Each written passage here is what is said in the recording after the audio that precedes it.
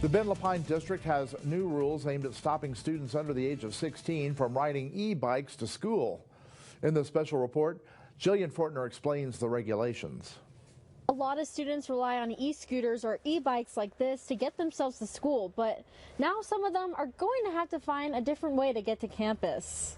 This week, the Ben Lapine School District started enforcing new rules on e-bikes and e-scooters. About a month ago, our school board was presented and we passed a policy that effectively eliminates e-bikes at our middle schools and elementary schools.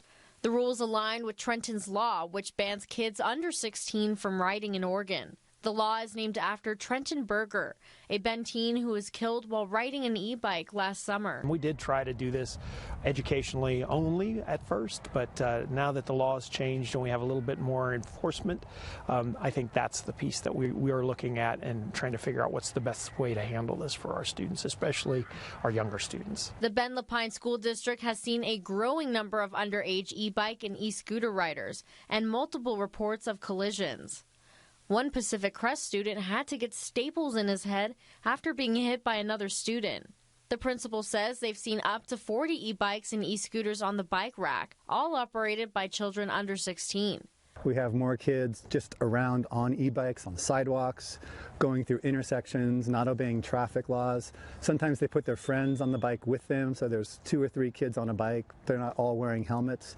So we have had some accidents, unfortunately. Between 2017 to 2022, helmet use has declined almost 6% each year, while the number of e-bike riders seeking hospital care for head trauma has gone up, according to a study by JAMA Surgery. We've seen a lot of information coming back to us from phone calls and emails and reports from bus drivers saying, hey, we're observing this really dangerous behavior. Now, students who bring their e-bikes or e-scooters to campus will get a warning. If it happens again, they will hold on to the bike at the school and only release it to a parent or guardian. No, we don't have any interest in taking people's e-bikes away from them, but we do want to make sure that we're following the law. Other school districts in the U.S. have changed rules for e-bikes. Carlsbad and Encinitas school districts in California have their students take mandatory bike safety courses and require parking permits. Jillian Fortner, News Channel 21. How do you feel? Do you think these new rules will help reduce e-bike accidents? To weigh in, head over to our web poll on the KTVZ.com homepage or scan the QR code that you see here on your screen. That'll take you directly to our online web poll. Coming up, as Earth Day approaches, a local company is repurposing plastic waste into decks. As we move forward through the day tomorrow, we may hear the rumble of thunder. Here's the lightning forecast. You can see that it's basically the occasional or isolated lightning in the afternoon and evening time frame. So be mindful of that and be careful out there. Plus, in this month's Pay It Forward, we focus on a foundation and sisters helping provide food and rent assistance. Got news? You're an important part of our team. Send your tips, photos, and videos to ktvz.com/share.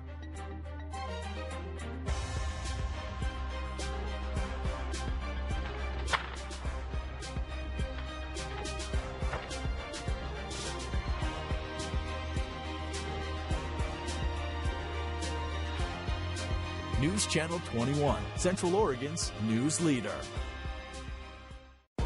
For generations, hardworking people have relied on Ford F-Series trucks, making them America's best-selling trucks 47 years straight. This is the next generation of Built Ford Tough.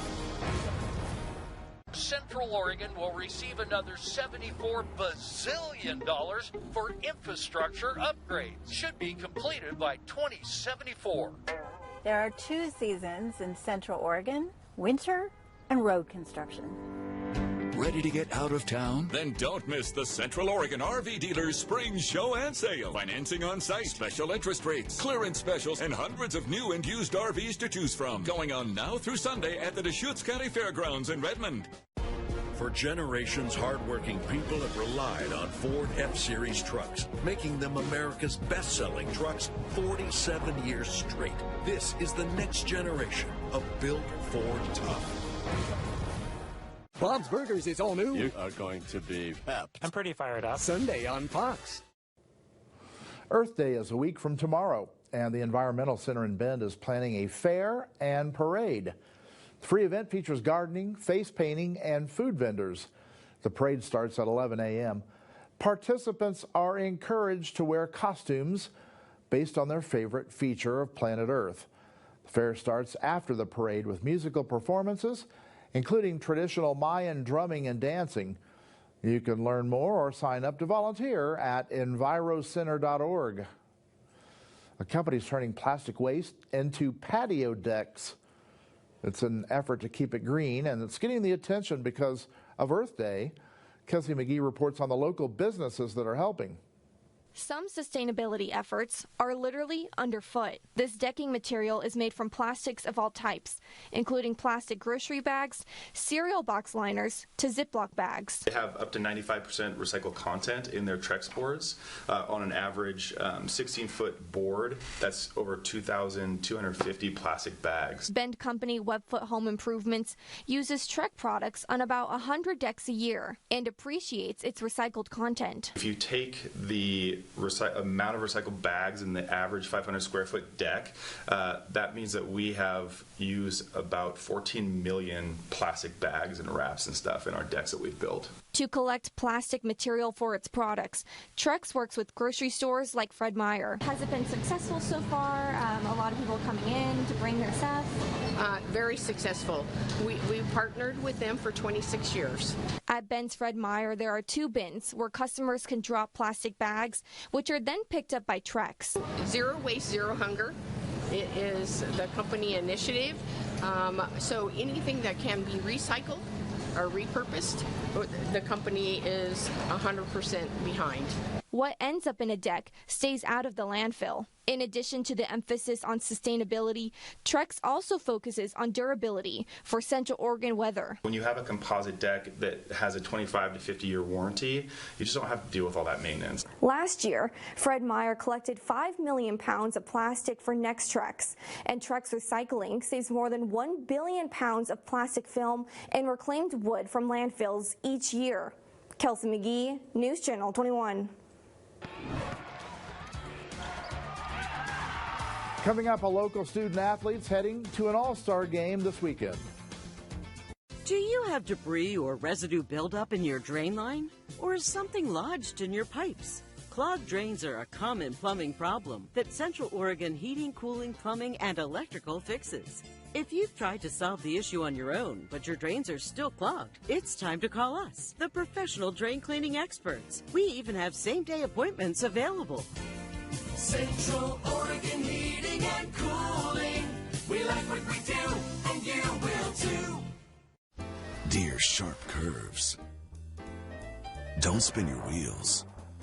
With more all-wheel drive sedans than any other brand, you can bet your bottom dollar we're sharper than ever. 'Cause man, we got traction. Yours, Toyota Sedans. Right now, you can lease a new 2024 Camry for just $319 a month. Find yours at Toyota.com. Toyota, let's go places. Are you looking for snow levels and conditions for your local ski area? Get your snow report on News Channel 21 and KTVZ.com. Your local alert weather and snow report is brought to you by Les Schwab Tire Centers. Stay in the loop wherever life takes you with the News Channel 21 news and weather apps. Whether you're out on the town or heading to work, your pocket-sized newsroom is ready when you are. Download the News Channel 21 apps today. Stay informed, stay prepared. The best basketball players in Oregon and Washington are going toe-to-toe this weekend. Dylan Anderman tells us about the local Central Oregon athlete competing.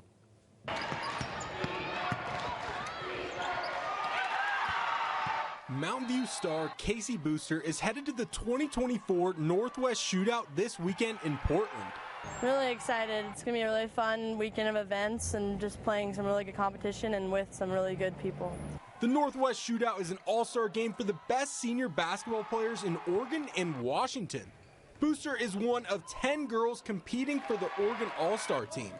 Win or lose, I think it's just like looking forward to having fun and playing with these great players that I don't know if I'll ever play them again or play with them again, but yeah, just one time, have fun, and just put it all out on the court. This year, Kasey received first-team All-State honors for the second season in a row. I'm really proud of that, like those accomplishments. Like, I mean, I pride myself in hard work. I think that's like the thing that brings people the most success, and it's really paid off for me. So I'm just gonna keep doing that. Booster led the Cougars to a second-place finish in the IMC and to the 5A tournament. She averaged more than 20 points a game and committed to St. Martin's University, a Division II in Washington. Being able to play, like have that opportunity to play in college, like I think any level of college that you're playing is a great opportunity, and not that many people get to do that. So I think just playing and being able to travel around is gonna be really cool. Kasey says she wouldn't be the player she is without her brother or family. Basketball has been one of the biggest parts of her life, and now she gets to showcase her talents with the Northwest Best. There's nothing like it. Like, I've never had any experience like this with anything else I do. Like, most of my friends are from the basketball world, and it's just such a cool thing. I mean, I'm grateful my family loved sports, because I don't know if I would be a basketball player if my family didn't start with that. Summit's Pearson Carmichael will join Booster in Portland on the boys All-Star team. The games begin at 1 on Sunday at Portland Community College. Dylan Anderman, News Channel 21.